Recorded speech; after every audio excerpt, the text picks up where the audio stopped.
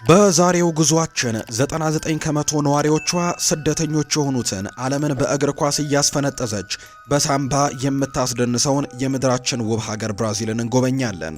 ዓለማችን ላይ ከብራዚል የተሻለ ውብ ሀገር ስለመኖሩ ለመመስከር ብዙ ጊዜ ደጋግሞ ማሰብን ይጠይቃል። ብራዚል ትልቅ ሀገርም ናት።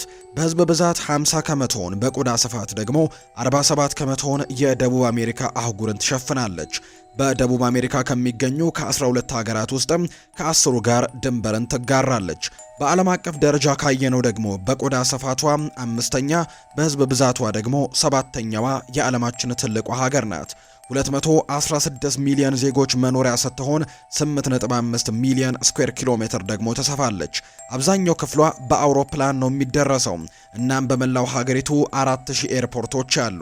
በዚህም ከአሜሪካ ቀጥሎ ሁለተኛዋ ብዙ ኤርፖርቶች ያሏት የዓለማችን ሀገር ናት ብራዚል።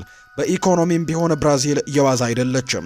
በ2 ትሪሊዮን ዶላር ጂዲፒ የዓለማችን 10ኛዋ ሀብታም ሀገር ናት። በብራዚል የማይገኝ የዓለም ዜጋ ፈልጎ ማግኘት ከባድ ነው።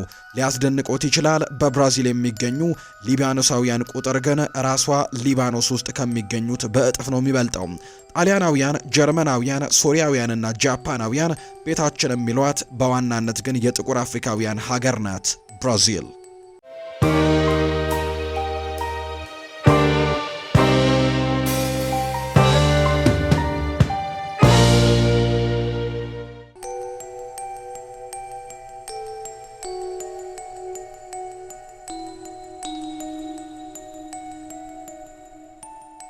ብራዚል ገብተን ሳምባ እየደነስን በእግር ኳስ ክህሎታቸው ከመፍዘዛችን በፊት የዛሬዋን ብራዚል የገነቧት 99 ከመቶውን የዜጎቿን ቁጥር የሚይዙት ስደተኞች ከየትና እንዴት ወደ ብራዚል እንደመጡ በአጭሩ እንንገሮ።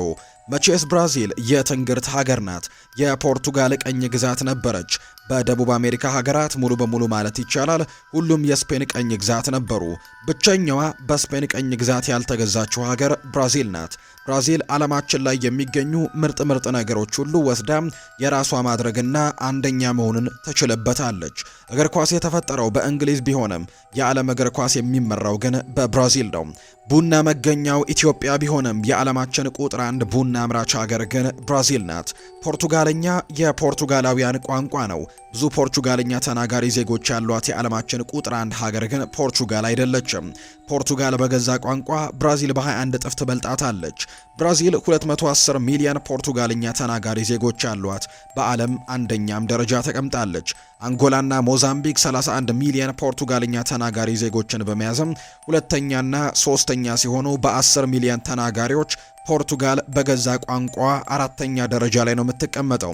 ብራዚል የጣሊያናውያን ሀገርም ናት። ሊያስደነግጦ ይችላል። በብራዚል 31 ሚሊዮን የጣሊያን ዝርያ ያላቸው ዜጎች ይኖራሉ። ከብራዚል ሕዝብ 15 ከመቶ እንደማለት ነው። ብራዚል ከጣሊያን ውጪ ብዙ የጣሊያን ዝርያ ያላቸው ዜጎች የሚኖሩባት ቁጥር 1 ሀገርም ናት። ደቡባዊ ብራዚል ሳኦ ፓውሎ እና ሚናስ ከፍተኛ ቁጥር ያላቸው የጣሊያን ዝርያዎች የሚኖሩበት የብራዚል አካባቢዎች ናቸው። ጣሊያን በደቡብ አሜሪካ ቀኝ ግዛት አልነበራትም። ብራዚል ብትሆንም የፖርቱጋል ቀኝ ግዛት ነበረች። ታዲያ በምን ተአምር ይህንን ያክል ከፍተኛ ቁጥር ያላቸው ጣሊያናውያን ደቡብ አሜሪካ ብራዚል ላይ ተገኙ ካላችሁኝ መልሴ አንድና አንድ ነው፣ ስራ ፍለጋ። እንደ ጎርጎሮሲያኑ የዘመን አቆጣጠር በ1888 የባሪያ ንግድ በይፋ ከህግ የተከለከለ በኋላ አብዛኞቹ የብራዚል የቡና እርሻዎች ከፍተኛ የሆነ የሰው ኃይል እጥረት ገጥሟቸው ነበር። የብራዚል መንግስት የሰራተኛ እጥረቱን ለመቅረፍም ፊቱን ወደ አውሮፓ ዞረ። በወቅቱ ደቡባዊ ጣሊያን ከፍተኛ ድሆች የሚገኙበት አካባቢም ነበር። ብራዚል ጣሊያን ድረስ ሄዳ የትራንስፖርት ወጪያችሁን ችዬ የመኖሪያ መሬትም ሰጥቼ የጉልበት ስራ ላሰራችሁ አለቻቸው። ጣሊያናውያን አይናቸውን አላሹም። የጉልበት ስራ ፍለጋ 1 ሚሊዮን የሚሆኑ ጣሊያናውያን ብራዚል ገቡ። በቡናው ለቀማው መሃልም በዙ ተባዙ የሚለውን ትዕዛዝም በፍጹም ልባቸው የተገበሩት ነበር።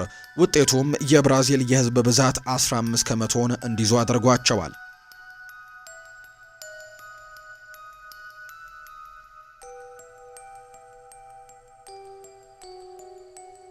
ከጣሊያን ቀጥሎ በብራዚል ከፍ ያለው ቁጥር የሚይዙት ጀርመናውያን ናቸው። በቁጥር 7 ሚሊዮን ይገመታሉ። ጀርመኖችም ልክ እንደ ጣሊያን ሁሉ የጉልበት ስራ ፍለጋ ነበር ወደ ብራዚል የከተሙት።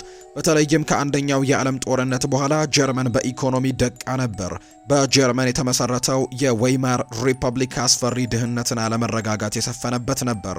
በመሆኑም በጀርመን መኖር የመረራቸው በርካታ ቁጥር ያላቸው ጀርመናውያን ሀገርም አህጉርም አቋርጠው ደቡብ አሜሪካ ብራዚል ተገኙ። ደቡባዊ ብራዚል ደግሞ የመጨረሻው መዳረሻቸው ነበር። ብራዚል የሚኖሩ ጀርመናውያን በአኗኗር ስልታቸው ከጣሊያናውያን ጋር ይለያያሉ። ጣሊያናውያን ከሁሉም የህብረተሰብ ክፍል ተጋብተውና ተዛምደው ተቀላቅለው የሚኖሩ ሲሆን ጀርመናውያን ግን ዛሬም ድረስ ከራሳቸው ሰርክል አልወጡም። በብራዚል 31 ሚሊዮን ጣሊያናውያን ቢኖሩም ጣሊያንኛ መናገር የሚችሉት ግን ከ50 ሺህ አይበልጡም። በተቃራኒው 7 ሚሊዮን ብቻ የሚሆኑት ጀርመናውያን ግን ብራዚል ዓለማችን ላይ ከፍተኛ ቁጥር ያላቸው ጀርመንኛ ተናጋሪ ዜጎች ያሉባት ሀገር አድርገዋታል። የሊባኖሳውያን ደግሞ ሊያስገርሞት ይችላል። አጠቃላይ የሊባኖስ የህዝብ ቁጥር 5 ሚሊዮን ነው። በብራዚል የሚገኙ የሊባኖሳውያን ቁጥር ግን 12 ሚሊዮን ደርሷል። በብራዚል የሚገኙ ሊባኖሳውያን ሲበዛ ሀብታሞች ናቸው። ዋናዋ ሊባኖስ ከፍተኛ በሆነ የኢኮኖሚ ቀውስና በጦርነት የምትታመስ ሀገር ናት። በብራዚል የሚገኙ ሊባኖሳውያን ግን በሀገራቸው ከሚገኙ ሊባኖሳውያን በላይ ተንደላቀው ነው የሚኖሩት። በብራዚል ያላቸው ተጽዕኖ ቀላል አይደለም። በብራዚል በተለይም በሳኦ ፓውሎ ከፍ ያሉ የንግድ ስራዎች፣ ትልልቅ የጨርቃጨርቅ ኢንዱስትሪዎችና የኢምፖርት ኤክስፖርት ድርጅቶች ባለቤት ሊባኖሳውያን ናቸው። የብራዚል ካፌዎች ቢገቡ ቤሩት የሚባል ሳንድዊች ያገኛሉ። ቤሩት የሊባኖስ ዋና ከተማ መሆኗን ልብ ይበሉ። በመላው ዓለም ትልቁ የአረብ ፈጣን ምግቦች ድርጅት የሚገኘው በአረብ ሀገራት ከመሰላችሁ እጅጉን ተሳስታችኋል። መገኛው ብራዚል ሲሆን ድርጅቱም ሀቢብስ ይባላል። ላለፉት 35 ዓመታት በመላው ብራዚል በስራ ላይ የሚገኘው ሀቢብስ 14000 ሰራተኞችን ቀጥሮ የሚያሰራ ታላቅ የሊባኖሳውያን ብራዚል ውስጥ የሚገኝ ድርጅት ነው። የሊባኖሳውያን ተጽዕኖ በንግድ ብቻ አይወሰንም። ብራዚል 2016 እስከ 2018 የመሯት 37ኛው የብራዚል ፕሬዝዳንት የነበሩት ማይከል ተመር ከሊባኖሳውያን ቤተሰቦች የተወለዱ ናቸው። ጄሶፍ ኢብራሂም የተባለው ሊባኖሳዊ እግሩ ብራዚል የረገጠው ከዛሬ 227 ዓመታት በፊት ነበር። የጆሴፍ ኢብራሂምን እግር እየተከተሉ ብራዚል የደረሱ ሊባኖሳውያን ዛሬ ላይ ቁጥራቸው 12 ሚሊዮን ደርሷል። በብራዚል 3 ሚሊዮን የሶሪያ ዝርያ ያላቸው ዜጎችም እንደሚገኙ ነው የተገለጸው።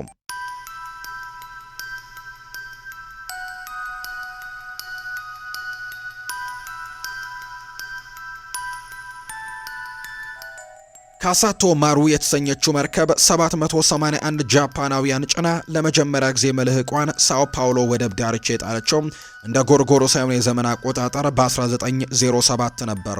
በሀገራቸውም መዋለድ አይወዱም የሚባሉት ጃፓናውያን እዚህ ሲመጡ ግን ሕጉን የቀየሩት ይመስላሉ። በስተው ተባስተው በቁጥር 1.9 ሚሊዮን ደርሰዋል። 1.5 ሚሊዮን የሚሆኑት ደግሞ በሳኦ ፓውሎ ከተማ ነው የሚኖሩት። ጃፓን እንዲህ እንደ ዛሬው ከፊት ሆኖ የዓለምን ኢኮኖሚ ሞተር ከመጨበጧ በፊት ልክ እንደኛም የታች ሰፈር ነዋሪ ስትሆን ዜጎቿ ስራ ፍለጋ ዓለምን የሚዞሩ ነበሩ። ብራዚል ሰራተኛ ሲፈልጉ፣ ጃፓናውያን ደግሞ ስራ ሲፈልጉ መስመር ላይ ተገናኙ። ይኸው ዛሬ ብራዚል ከጃፓን ውጪ ብዙ ጃፓናውያን የሚገኙበት ሀገር ትሆናለች። 55 ከመቶ የብራዚል ዜጎች ጥቁር ብራዚላውያን ናቸው። በባሪያ ንግድ ወቅትም 4 ሚሊዮን ጥቁሮች ከአፍሪካ አትላንቲክን አቋርጠው ብራዚል መግባታቸው ነው የሚነገረው። ዛሬ ላይ 55 ከመቶ የሀገሪቱ ዜጎችን ይዛሉ። በቁጥር ካስቀመጥነው 120 ሚሊዮን ይደርሳሉ። ይህ ማለት ብራዚል የጥቁሮች ሀገር ናት። በህዝብ ብዛት ካየነው ታዲያ በስልጣን በሀብት በትምህርትም ካየነው ግን በብራዚል ጥቁሮች አይኖሩም ወያስ ብላል። 55 ከመቶ ከሚሆኑት ሀገር በይፋ ኒግሮ ወይም ደግሞ ባሪያ ነው የሚባሉት። ሰሜናዊ ብራዚል ደግሞ ዋነኛ መገኛቸው ነው። ለጉብኝት ወደ ብራዚል የሚሄዱ ሰዎች አንድ ምክር ይሰጣቸዋል። ደቡባዊ ብራዚል ሰላም ነው፣ ወደ ሰሜን ከሄዱ ግን ለደህንነቱ አደራ።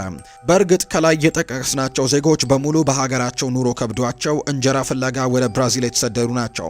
ዛሬ ላይ የብራዚል ባለቤት ሆነው ነው የሚኖሩት። ሲመጡ ያልተማሩ የጉልበት ሰራተኞች የነበሩ ቢሆንም ዛሬ ላይ ግን በእውቀት ሀብትና ስልጣን ላይም ሌላ ደረጃ ላይ ተገኝተዋል። እውነተኞቹ ነባር ብራዚላውያን ጫካ ውስጥ ነው የሚኖሩት። ከሀገሪቱ ዜጎች 0.8 ከመቶ ብቻ ነው የሚይዙት። አማዞን ጫካ ውስጥ ብቻ 400 ነባር ዝርያ ያላቸው ቀደምት ብራዚላውያን እንደሚኖሩ ይነገራል። ቁጥራቸውም 1.6 ሚሊዮን ይደርሳል።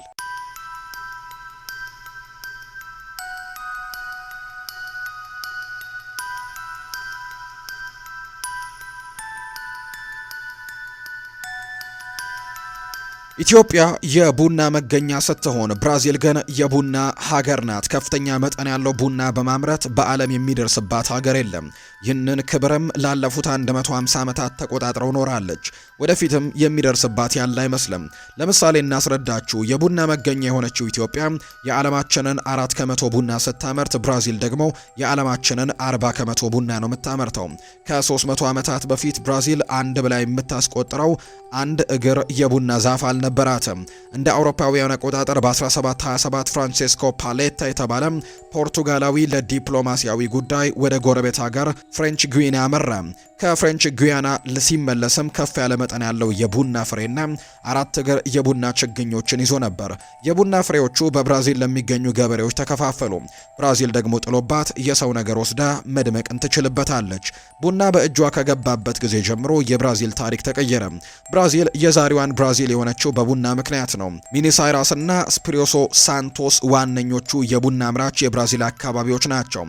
ይህ አካባቢም የብራዚል አካባቢ ብቻ ዓለም ላይ ከሚገኙ የቡና አምራች ሀገራት ሁሉ የበለጠ ከፍተኛውን መጠን ያለውን ቡና ያመርታል። ብራዚል ከምትታወቅባቸው ብዙ ነገሮች አንደኛው የጤና ስርዓቷ ነው። 216 ሚሊዮን የብራዚል ዜጎች በብራዚል ስፔሻላይዝድና አጠቃላይ ሆስፒታሎች፣ በጤና ጣቢያዎችና ትናንሽ ክሊኒኮች ሕክምና የሚያገኙት በነፃ ነው። ሱስ ሐኪሞትን ለማማከር ለቀላልም ሆነ ለከባድ ቀዶ ጥገና፣ ለተመላላሽም ሆነ ተኝቶ ሕክምና የካርድ የአልጋ የመድኃኒት ሳይጠየቁ ነፃ የህክምና አገልግሎትን ያገኛሉ። ስርዓቱ በፌዴራል በግዛትና በከተማ አስተዳደር መንግስትም ይደጎማል። የህክምና በብራዚል ለሚገኙ የውጭ ዜጎችም ሆነ ለቱሪስቶችም እንዲሁ በነፃ ነው። በብራዚል ህክምና አግኝተው ገንዘብ ከተጠየቁ የግል ክሊኒክ ወይም የግል ሆስፒታል ውስጥ ኖት ማለት ነው።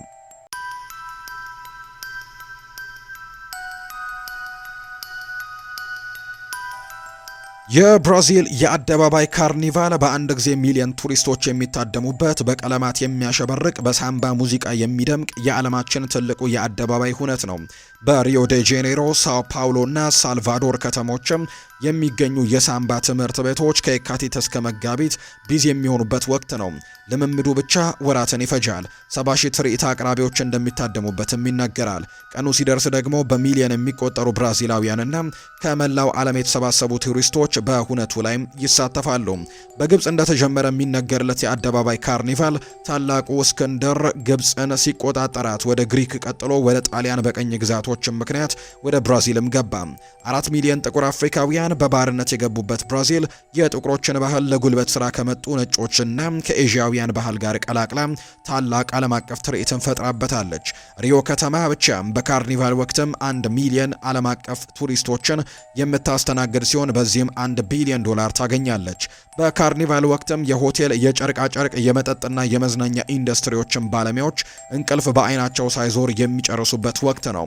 ካርኒቫል ከዳንስና ጭፈራው ባሻገር ብራዚልን በማስተዋወቅም የሚዲያዎችን ትኩረት በመሳብና መልካም ገጽታዋን በመገንባት ላይ የማይገኝለት የማስታወቂያ ዘዴ እንደሆነ ይነገራል።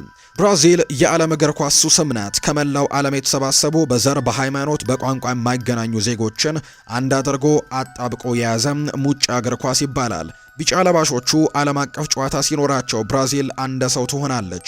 መላው አካላቷም አይን ሆነው ከስቴዲየም አይነቀሉም። ብራዚል ከተሸነፈች ነገር ተበላሸ ማለት ነው። ሲነጋ ብዙ መርዶ ሊሰሙ ይችላሉ። ከሽንፈት በኋላ በየአካባቢው ራሳቸውን ስላጠፉ ዜጎች መስማትም የተለመደ ነው። በ1950 የዓለም ዋንጫ የፍጻሜ ጨዋታ ብራዚል በዩራጓይ 2-1 ተረታች። ልክ የጨዋታው መጠናቀቂያ ፊሽካ እንደተነፋ ብራዚላውያን ደጋፊዎች ቤታቸው ርቆባቸው እዛው ስቴዲየም ውስጥ ራሳቸውን ማጥፋታቸው ይነገራል። ብራዚል ለኳስ ያላት ፍቅር የዚህን ያክል ነው። ነገርየው ወደ ክለብ ሲመጣ ግን ነገር ዓለሙ ይደበላለቃል። ፍላፍሉ ደርቤም ለምሳሌ የድሆችና የሀብታሞች ፍልሚያ ነው። ድሆች በሪዮ ዴ ጄኔሮ ክለብ ፍላሚንጎ ይወክላሉ። ተቀናቃኛቸው ፍሉሚኔንሴ ደግሞ ከተመሰረተ ዓመት ጀምሮ የሀብታሞች ክለብ ነው።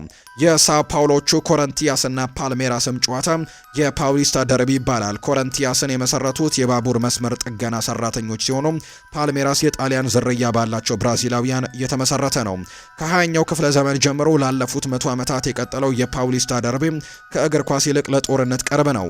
ብራዚል ዓለም ዋንጫን ከጀመረችበት ቀን አንስቶ አንድም ጊዜ ሳትፎርሽ ሁሉንም ውድድሮች የተወዳደረች በ1958፣ በ1962፣ በ1970፣ በ1974 እና በ2002 ደግሞ ለ5 ጊዜ ዋንጫውን በማንሳት በዓለም የሚስተካከላት ያላገኘች ሀገር ናት። እግር ኳስ ለብራዚል መዝናኛዋ ብቻ አይደለም። በየዓመቱ ለብራዚል ኢኮኖሚ በቢሊዮን ዶላር የሚቆጠር ገቢ የሚያመነጭላታል። በተለይም ወደ አውሮፓና መካከለኛው ምስራቅ የምትልካቸው ተጫዋቾቿ የስፖንሰርሺፕ ስምምነቶች፣ የቴሌቪዥን ስርጭት መብቶች፣ ማስታወቂያዎችና የማሪያና የስፖርት ትጥቅ ሽያጭም ዋነኛ የገቢ ምንጮቿ ናቸው።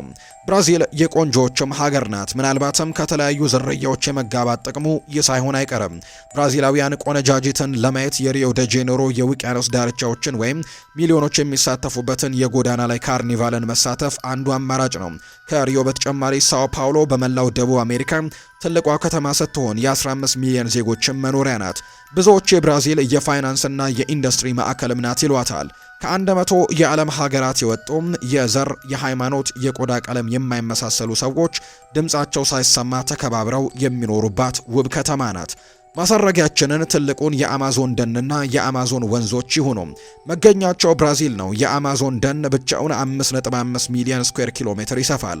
60 ከመቶ የአማዞን ደን የሚገኘው በብራዚል ሲሆን የተቀረው 40 ከመቶ በፔሩ፣ ኮሎምቢያ፣ ቬንዙዌላ እና ኢኳዶር ውስጥም ይገኛል። 20 ከመቶ የምድራችን ኦክሲጅን የሚመረተው የአማዞን ደን ጠብቀው ያቆዩልን 400 ነባር የብራዚል ዝርያዎች ናቸው። የአማዞን ጫካ መኖሪያ ቤታቸው ነው። አማዞን ከነባር ብራዚላውያን በተጨማሪ 16000 ዝርያ ያላቸው 390 ቢሊዮን ዛፎችን የያዘ ነው። 6400 ኪሎ ሜትር የሚረዝመው የአማዞን ወንዝም የትራንስፖርት የንግድና የአሳ ማስገር አገልግሎትንም ይሰጣል። አማዞን ደን ብቻ አይደለም ታዲያ፣ መሃል አማዞን ውስጥም ዘመናዊ ከተማም ይገኛል። ማናውስ ትባላለች። በ1969 የተመሰረተችው ማናውስ ከተማ ዛሬ ላይ 2 ሚሊዮን ሰዎች ይኖርባታል። በብራዚል ከሚገኙ ከተሞች በትልቅነቷ 7ኛ ደረጃ ላይ ተቀምጣለች። በአማዞን ደን ውስጥ ገብቶ ለመጎብኘት እንደ መነሻ ቦታ ትገኛለች። የዛሬው ጉብኝታችንን በዚሁ እናብቃ። አብራችሁን ስለጎበኛችሁም ከልብ አድርገን አመሰገንን። መልካም ጊዜ ይሁንላችሁ።